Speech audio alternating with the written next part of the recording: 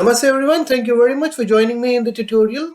So this is the fourth tutorial which I'm shooting for Angular Crash Course, and here we are going to talk about two-way bindings. So as you can see right now we have a button and a nice text getting reflected on the top of the front end of our application. So how can we do a two-way binding? Let me show that to you now. So we can have an input box with type text. Yeah, saving the changes, coming back to the front end, and we can see a nice input box over here. I'm typing my name over here.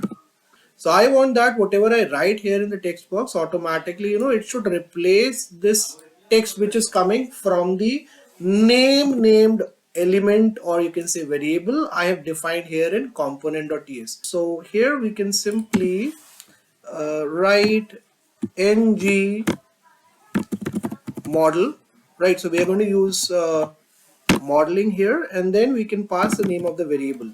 Okay, so how can we get rid of this error? We need to come here on app.module.ts, and then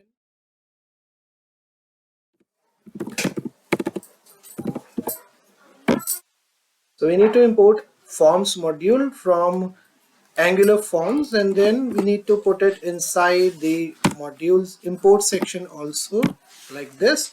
And once you're done with that, you can save the changes, and you can see the error has automatically gone. Let's come on the front end and check out the output. So if we'll write Gaurav CR here, so automatically you can see the name on the top has also changed. And if you make any changes here in the name part like this, automatically it's going to come here on the front end and over the top also, and here in the input box as well.